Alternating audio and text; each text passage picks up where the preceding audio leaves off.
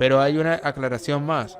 Aquí estamos en el libro del Éxodo, vayamos al libro de Deuteronomio, donde hay una declaración que es aún más interesante, que diría aún más difícil.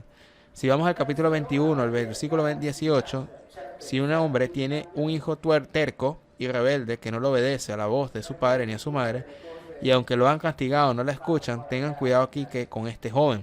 El hombre es simplemente testarudo y rebelde, no ha insultado ni maltratado a sus padres. Por lo tanto, si tiene un hijo testarudo, su padre y su madre lo tomarán y lo conducirán a los ancianos de la ciudad, de las puertas del lugar donde vive. Irá a los ancianos de la ciudad. Este nuestro hijo es terco y rebelde. No quiere obedecer nuestra voz. Es avaro y borracho. Entonces todos los hombres de su ciudad lo apedrarán hasta morir. Así erradicarás de ti el mal y todo Israel lo sabrá y tendrá miedo. Es decir, era necesario dar una lección para que los niños entendieran que los padres hay que obedecerlos, no amarlos, no necesariamente amarlos. Entonces, obviamente, no hay prohibición de amarlos y tampoco hay órdenes de amarlos. Hay una orden para ejecutar sus órdenes. El castigo es que vuestros días en la tierra que el Señor os ha dado no se prolongarán, es decir, seréis asesinados. No se aceptarán rebeliones juveniles. Entonces el mandamiento es no matar, lo cual, como explican los rabinos, no matar no significa no matar en general, sino que significa no matar a tu prójimo que está al lado de ti, de tu tienda, es decir, no cometer un asesinato deliberado, a menos que estamos en el capítulo 20 del Levítico, por lo tanto no mataréis. Entonces estas leyes no son universales, sino que depende del contexto, es a conveniencia de un pueblo en particular. Pero obviamente ellos no mataban a los de su tribu, pero iban y mataban a sus vecinos, de otros clanes, de otras tribus, de otros dioses. E incluso se podría matar a los que están dentro de la tribu, un hijo rebelde o algo así, si se viola algunas leyes, porque no querían estas clases de rebeliones. ¿Ahora se entiende? Por ejemplo, si alguno tiene relaciones sexuales con una de las mujeres de su padre y descubre la desnudez de su padre, ambos serán condenados a muerte. Si uno tiene relaciones con la nuera, ambos deben de ser condenados a muerte. Cualquiera que tenga relaciones sexuales con un hombre, como con una mujer, siendo este hombre, ambos han cometido una abominación, serán condenados a muerte.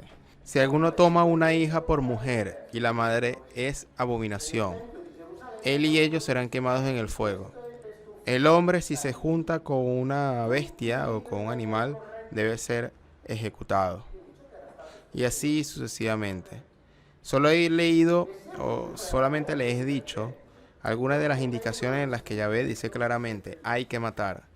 Y entendemos bien que esto estaría en conflicto total, claro y irremediablemente con el mandamiento de no matar.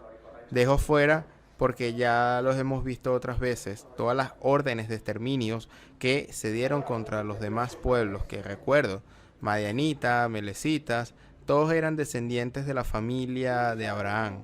Había que exterminarlos. Los moabitas, por tantos parientes cercanos de las israelitas, tuvieron que ser exterminados.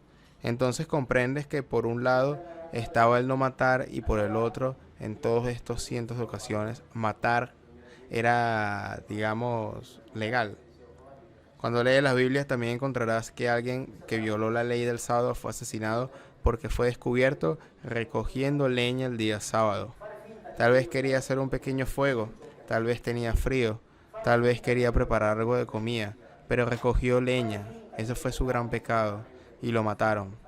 Entonces se entiende que eso no matar tenía un significado preciso que nada tiene que ver con ese significado ético, moral, que luego se le dio dentro de aquel decálogo que se nos presentó como el decálogo ético, el decálogo de la moral que Dios quería. Han dado para inducir a los hombres y mujeres a amarse unos a otros y hacer que los hombres y mujeres también le amen a Él. Entonces, realidad, hay otro decálogo en la Biblia, y ahora vayamos a verlo, este conjunto de normas y leyes que se encuentra en el capítulo 34 del Éxodo.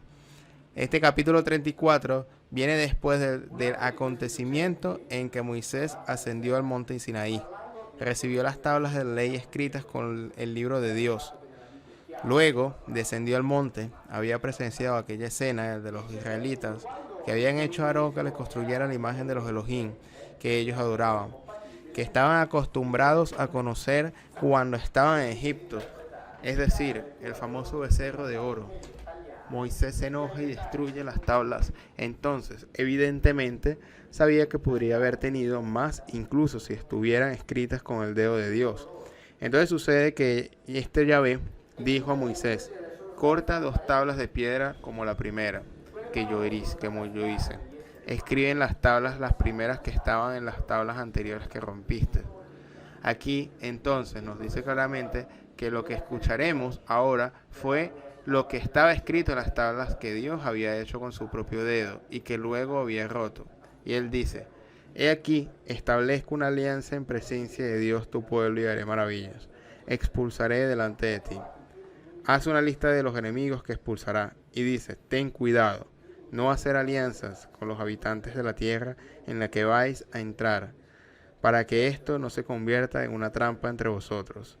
Tengamos en cuenta que estos pueblos que habitaban la tierra a la que los israelitas estaban por entrar eran pueblos que, según la tradición, el mismo Dios, con el nombre de Elión, en el capítulo 32 del Deuteronomio había colocado distinciones entre las naciones.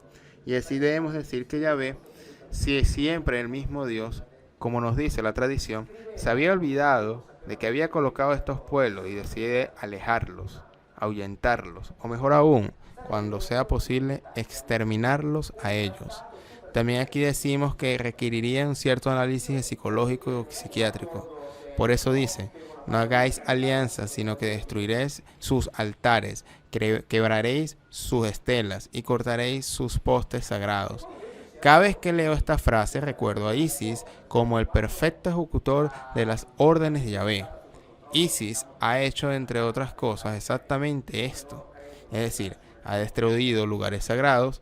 Por este orden de Yahvé está escrito en la Biblia, es decir, el Antiguo Testamento. Por lo tanto, destruirás sus lugares sagrados. No debes postrarte ante otros Elohim, porque Yahvé se llama el celoso, es un Elohim celoso. Y por lo tanto, también aquí, como dije hace un momento, si este Yahvé se declara celoso de divinidades que no existen ciertamente, necesita un análisis serio, porque él, siendo un Dios, debía saber si las otras divinidades existían o no. No toméis a sus hijas por esposa de vuestros hijos. Esta es una ley con base racial, o racista, como diríamos, y pensar que es la que creó a todos los hombres, por lo tanto debía amarlos por igual. Pero no debían tomar como esposas a las hijas de otros pueblos, porque existía el riesgo que estos convencerían a otros a adorar a Elohim. No te harás un dios de metal fundido. Continúa esta lista, es decir, nuevamente no diréis a ídolos. Pero ¿cuántos ídolos de metal fundido conocemos hoy? ¿Cuántos millones de ídolos de metal fundido conocemos hoy dentro de la religión católica que se basa en este libro? Observáis la fiesta de los panes y levadura. Esta es otra gran diferencia con respecto, por ejemplo, al decálogo que se nos enseña dentro del catecismo. Todo ser que nace primero del vientre de mi madre es mío. Cada cabeza de vuestro ganado macho, el primer nacimiento del ganado mayor y menor. Y hasta aquí uno dice, vale, tuvo la descendencia primogénita de las distintas cabezas de ganado, tanto del ganado mayor como del ganado menor. Todavía tenemos que preguntarnos qué hizo Dios con los animales. Sin embargo, en fin, el caso es que dijo que eran suyos, pero ojo, aquí hay una ecuación que nos hace entender muy bien cuáles eran los pensamientos de estos Elohim. Todo primogénito de tus hijos deberías redimirlo, es decir, exactamente como los animales. Cada primogénito de cada familia de un israelita era propiedad de Yahvé, y si los padres lo querían, debían redimirlo, es decir, en la práctica deberían comprárselo a Dios pagando con un dinero en efectivo. Y en conferencias anteriores también vimos cuánto valían cada individuo, hombres y mujeres, las distinciones entre machos y hembras. Y así se produjo la redención de los recién nacidos. Durante 6 días trabajarás, pero en el 7º descansarás. Celebrarás las fiestas de la semana, no sacrificarás la sangre de mi víctima, con pan laudado, traerás a la casa de Yahvé tu Elohim lo mejor de las primicias de vuestra tierra. Por eso Yahvé quiso lo mejor de los cereales, de los frutos, en fin, de todo de lo que la tierra producía. Quería lo mejor. Pero, ¿qué hace Dios con todo esto? Sabemos muy bien lo que hizo con él. Y en segunda lista de leyes, precisamente, termina con otra orden. No cocinarás el cabrito en la leche de su madre. Esta orden evidentemente era una orden importante también porque se repite otras veces en la Biblia.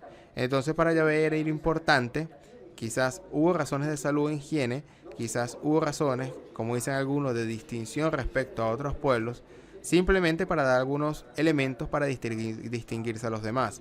Sinceramente es difícil encontrar una respuesta precisa, pero es tal. Es tal orden, es importante que muchos judíos practicantes tengan dos frigoríficos en casa. Uno guarda la leche y el otro guarda la carne.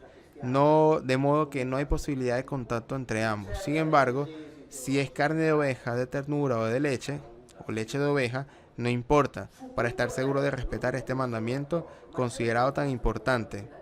La carne se conserva separada de la leche en los frigoríficos diferentes.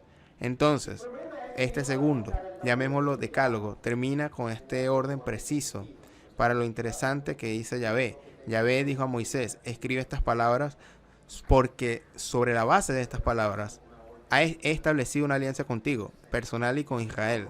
Entonces primero le dice, toma estas tablas, en estas tablas escribiré lo que estaba escrito en las primeras, las que tú rompiste. Entonces lo que estaba escrito en las primeras, así dice la Biblia, es exactamente lo que yo he leído ahora. Y lo que yo he leído ahora es la base del pacto que Yahvé hizo con Moisés y con Israel, y no con la humanidad. No es casualidad que dije antes, al principio, que estoy feliz de no tener que someterme a estas leyes para no tener que celebrar la fiesta de las semanas, la fiesta de los panes sin levadura. Puedo conservar con seguridad la leche de la carne y el mismo frigorífico. En cambio, en lugar de nosotros, en lugar de estos, nos enseñaron otros. Entonces, en este punto debemos tomar nota de lo que nos enseñan. Es una elaboración de una parte de las leyes y normas que nos han sido dadas. Han sido elegidas y han sido extrapoladas. Han sido reelaboradas en clave ética. Han sido reelaboradas de esta forma en clave moral. Pero, repito, soy parte y no soy esa parte de la que el mismo Yahvé dice. Esta es la base sobre la cual he establecido la alianza con el pueblo de Israel. El resto de la humanidad no tiene absolutamente nada que ver con esto. Hagamos como siempre. Como ustedes saben, yo siempre digo y también escribo que con la Biblia solo da para hacer como si. Sin embargo, tenemos ese dato, tenemos el dato bíblico. También tomamos otro dato histórico y hagamos algunas reflexiones, como siempre. Y pongamos a prueba algunas, que son siempre fundamentales para tratar de entender la diferencia. Es que esta vez, en lugar de plantear las preguntas a los teólogos, intentaremos hacer algunas preguntas para los juristas. Porque a través de la Biblia, a través de su historia, ya a través de la historia de aquel pueblo, en realidad, para hacer algunas consideraciones que normalmente no se hacen, pero que pienso puede valer la pena considerar seriamente, comencemos con un poco de historia muy cercana en nuestro tiempo. Yo lo definía moderna o incluso contemporánea. Una de las extrañas verificables con la historia de aquel pueblo, una extrañeza que nace desgraciadamente de un evento muy dramático que es el Holocausto o la Shoah, es decir, de los 6 millones de hebreos que fueron exterminados por el nazismo durante la Segunda Guerra Mundial. Ahora bien, este es un hecho histórico. La cosa extraña que se establece junto a esa verdad histórica es el hecho de que las décadas antes del nazismo ya había quien escribía que 6 millones de hebreos harían muertos o debían de morir, serían muertos. Bueno, en el sudoeste de Europa, y la cosa extraña es que a escribir tales artículos eran periódicos muy importantes, que publicaban artículos judíos, o importantes diarios estadounidenses. Lo importante es verificar por qué que escribía ese tipo de cosas. Por lo tanto, este es un hecho que debería ser analizado con mucha atención. Para entenderlo, leo solo algunos pasajes muy cortos de ese diario o esos diarios norteamericanos, de modo que usted encuentre la lista de los enlaces de los sitios para verificación de eso que estoy diciendo. Digo, por ejemplo, que el 6 de junio de 1915, The Sun escribe que 6 millones de hebreos en Rusia son perseguidos, dejados para morir de hambre, masacrados, etc. 18 de octubre de 1918, The New York Times escribe que 6 millones de hebreos en Europa necesitan ayuda. De nuevo, The New York Times. En septiembre de 1919, escribe textualmente que 6 millones de hebreos en Ucrania y en Polonia recibieron noticia que serán completamente exterminados. The Atlanta Constitution escribe el 23 de febrero de 1920 que 6 millones de hebreos en Europa están siendo perseguidos. The New York Times 1920 escribe que 6 millones de hebreos en Europa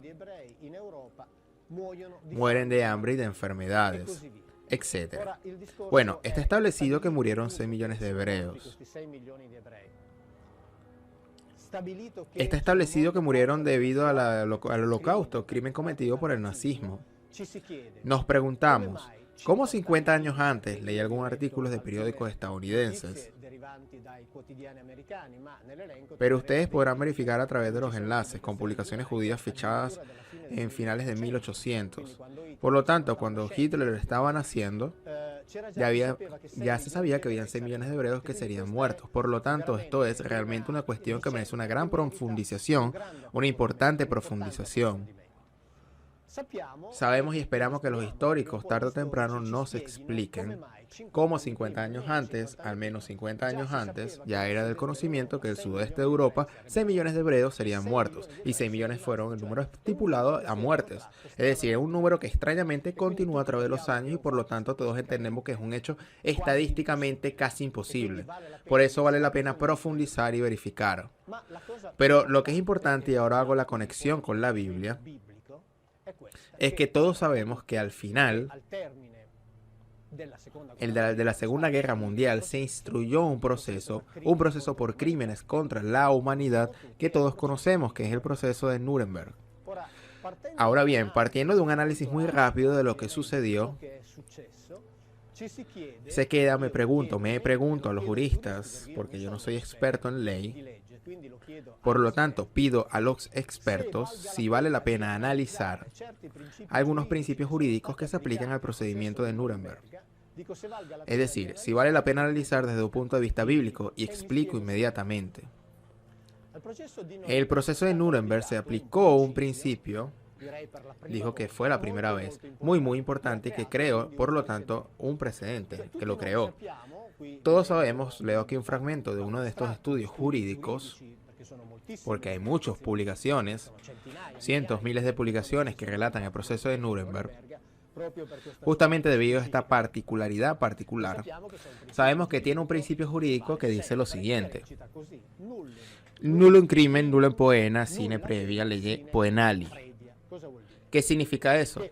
Que es un hecho no puede ser juzgado como crimen, por lo que no puede imponerse una pena si no existe una ley, si no existía previamente una ley que defina ese hecho como crimen. ¿Qué sucedió en el proceso de Nuremberg? En este video explican estos estudios jurídicos, la cita está subtitulada aquí. Paradójicamente, el Tribunal de Nuremberg fundó su juicio y su sentencia en las leyes creadas post factum. Esto es, el crimen por el cual el proceso fue instituido no era previsto como crimen por ninguna ley. Se crearon leyes post factum y en base a esas leyes el proceso fue instruido. Los culpables fueron condenados y las penas se aplicaron. ¿Penas para qué tipos de delitos?, se pregunta uno. Se definieron crímenes contra la humanidad, los asesinatos, los exterminios, la esclavización, la deportación y cada acto inhumano que se cometió. Y son verdaderos crímenes, como son definidos por estos estudios jurídicos de carácter internacional. Este causó obviamente muchas contestaciones. Tuvo quien escribió que esas acusaciones no pudieron ser impugnadas porque en la época en que ocurrieron los hechos no existía una lectura que las preveía como crimen. Sin embargo, al final se estableció que ciertos delitos no prevén necesariamente una ley preventiva, pero se refieren a un derecho natural.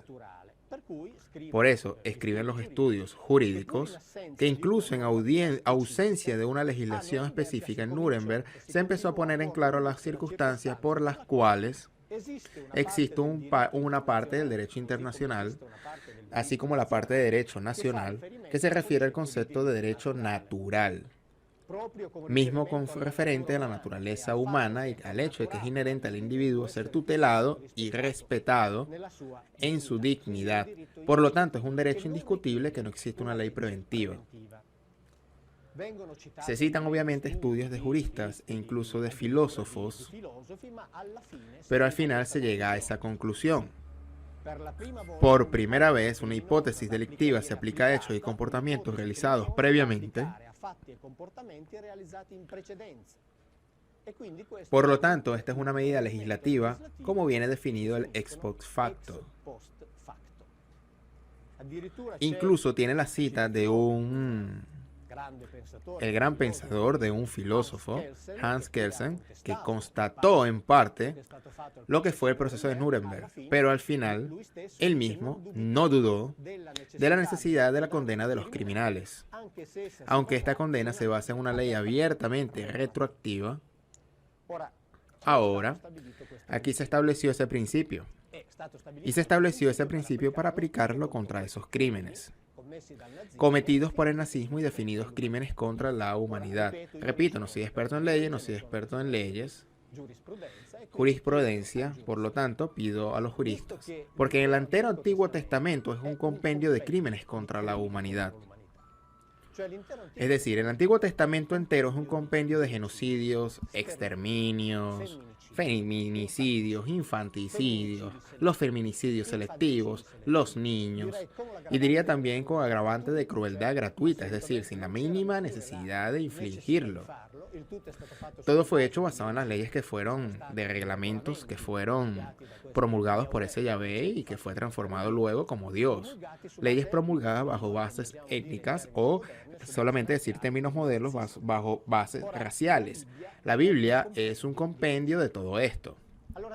Dado que existe el principio de la retroactividad, yo me pregunto, ¿puede ser aplicado a la Biblia?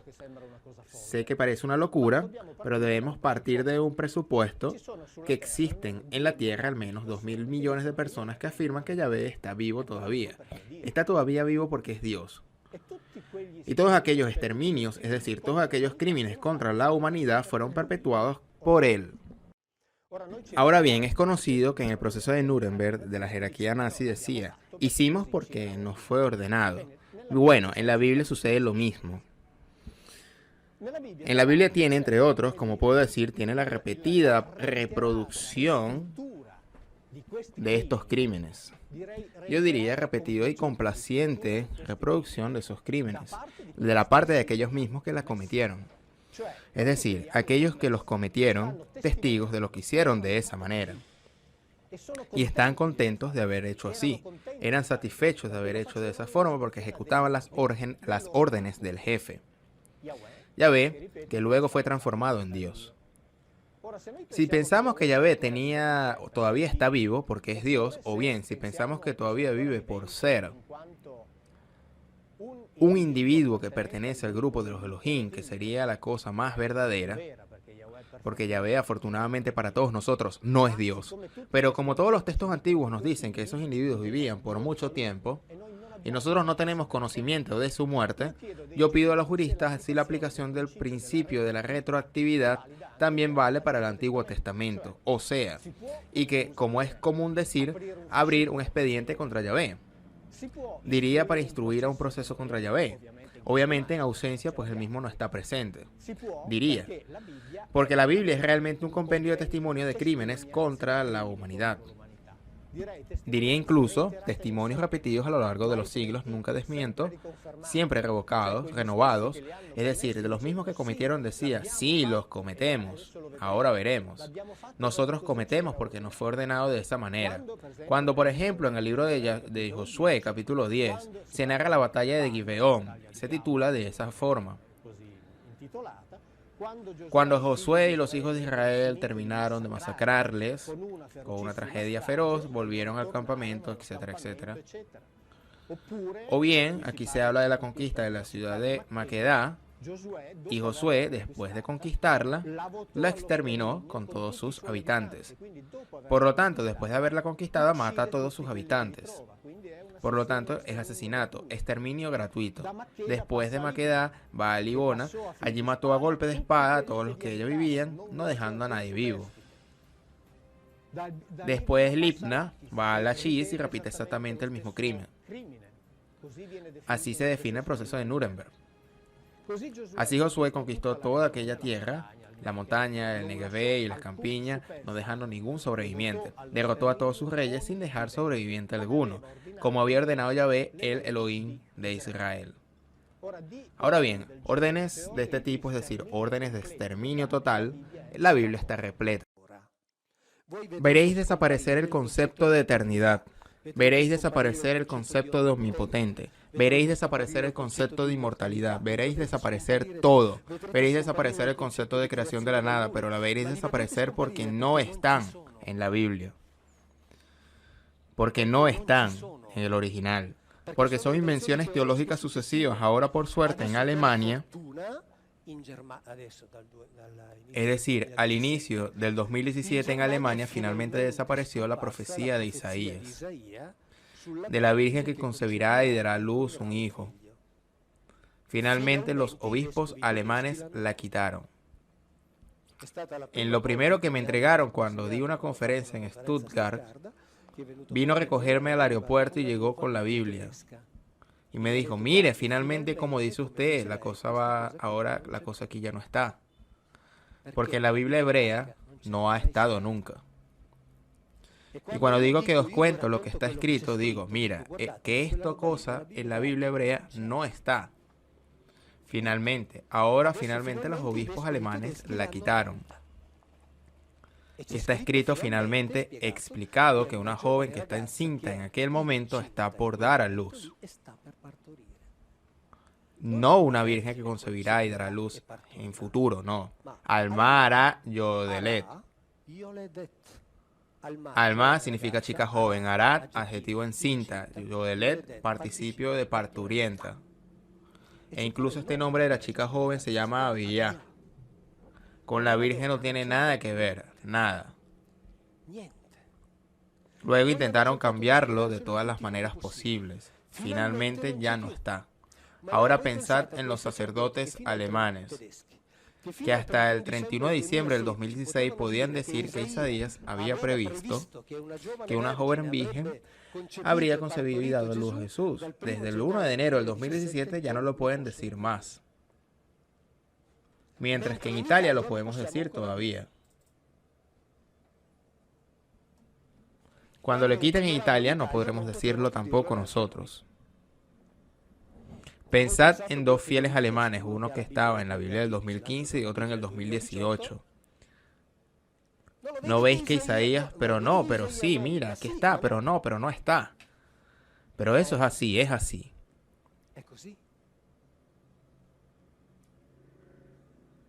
Cuando en la Biblia se obstinan en traducir el término Olam con eternidad, cuando se ponen tercos, lo saben que no quieren decir eternidad, ellos lo saben muy bien, pero deben introducir el concepto de eternidad. ¿Por qué?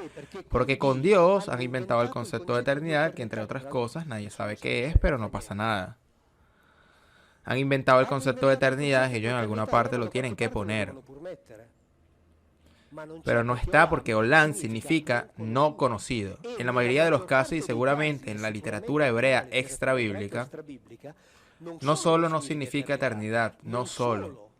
Pero además el no conocido no se define ni siquiera el tiempo, sino que esto tiene que ver con algo de un lugar, un espacio. En el Salmo 24 es algo que saldrá en noviembre del 2018. En el Salmo 24 se habla del lugar no conocido, y el cual Yahvé va con su cabot pasando a través de dos tipos de puertas.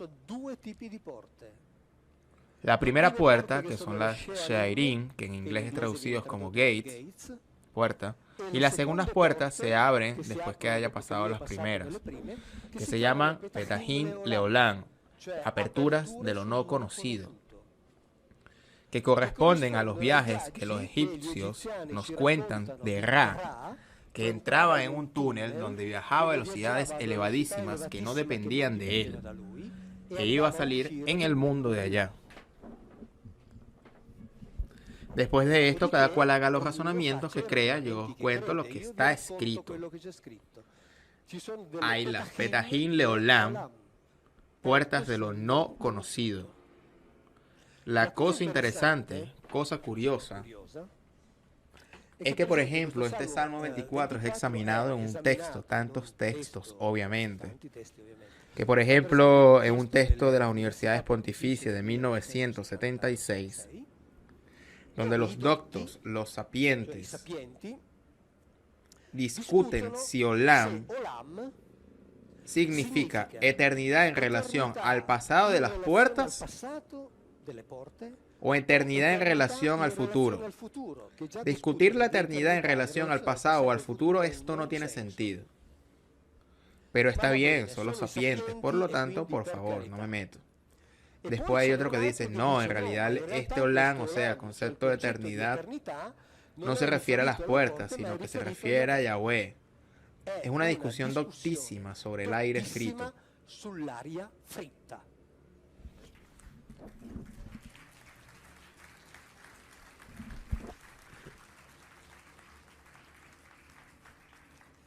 Pero si yo en mis libros los citases a ellos, ganaría decenas de puntos.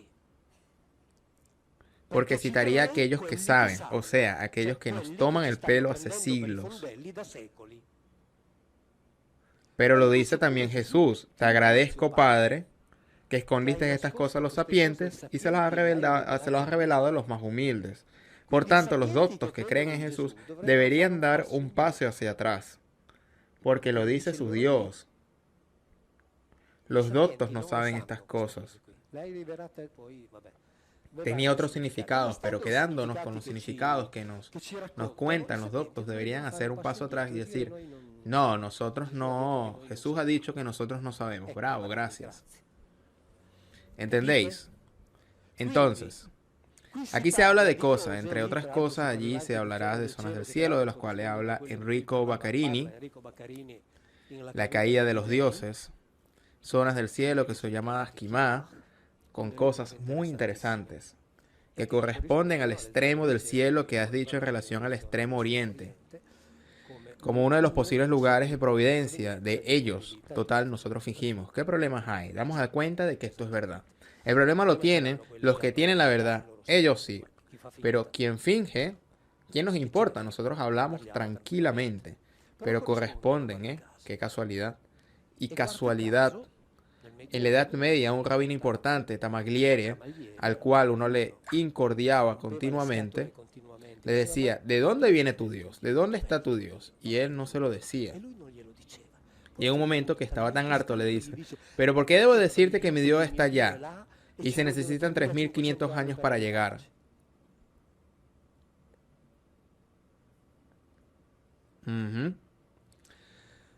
El rabino Leitzman, bielorruso, estoy...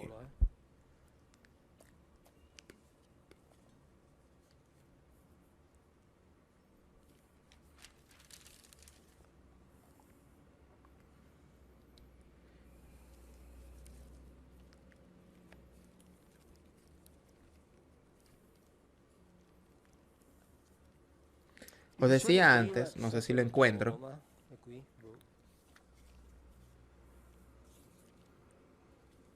está aquí. Entre otras cosas, debo que lo que tengo en mano, dado lo que tengo en mano, sabéis que entre varias cosas que hay escritas en mi contra, pero esta os concierne a vosotros.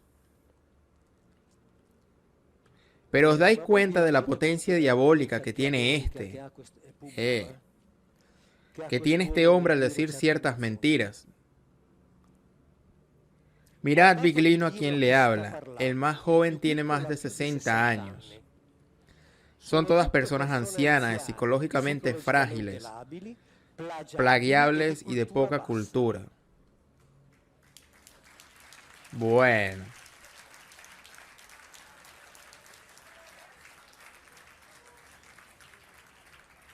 Si queréis el nombre de la persona para denunciarla, si tenéis tiempo que perder.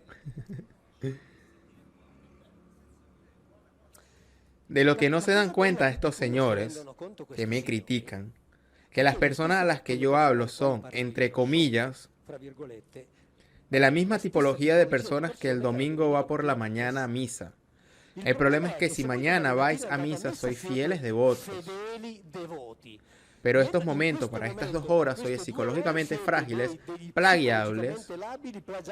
Sin embargo, domingo por la mañana ya no lo soy. Es suficiente que entréis a la iglesia e inmediatamente se convierten ustedes en inteligentes, devotos buenos y entendéis todo. Y por la tarde, si sois así, tened paciencia.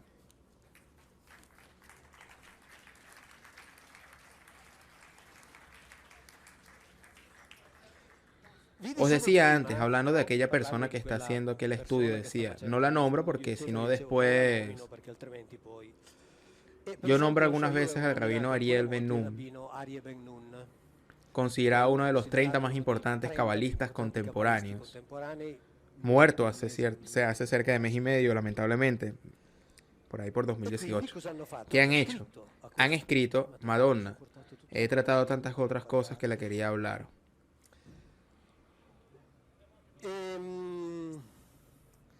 Y le han escrito, le hicieron también con el doctor Corrías para ponerlo en mi contra. Y él me lo dijo y no le ha ni siquiera ni les ha respondido. Y lo hicieron con Pietro para confrontarlo en su colega en la Harvard University, en la Universidad de Harvard. Un investigador, entre otras cosas, de Harvard, pidiendo copia de nuestro libro porque han dicho que debe ser leído. Por investigadores, y le han dicho con la intención de ponérselo en contra. Tu colega fue muy inteligente, le tomó del pelo y ellos han parado. Y lo hicieron conmigo y con el rabino Ariel Ben-Nun, el cual dice que la vida antes de estar aquí estaba en otra parte, donde había una estrella de luz blanca, que se podía mirar porque no quemaba. Después la vida fue empaquetada como una conserva y fue traída a nuestro sistema solar. Rabino Ariel Ben-Nun. Entonces le escribieron para ponerlo en mi contra. Ariel Ben-Nun me escribe. El último email del martes 2 de enero 2018 a las 7:42 de la noche. Señor Mauro Biglino, le agradezco por haberme nombrado en sus conferencias. Espero de ser un espectador suyo lo antes posible, así podré conocerle. El señor, no digo el nombre porque si no le tocan las pelotas también a él. Un querido amigo de la familia vive en Nuevo México, en Estados Unidos, que quiere contactarlo para poder llevar su palabra también en América. Por favor, si el señor tal lo contactará, le responda. Yo vivo en Roma y después me da su número de teléfono. Ok, son cosas que suceden.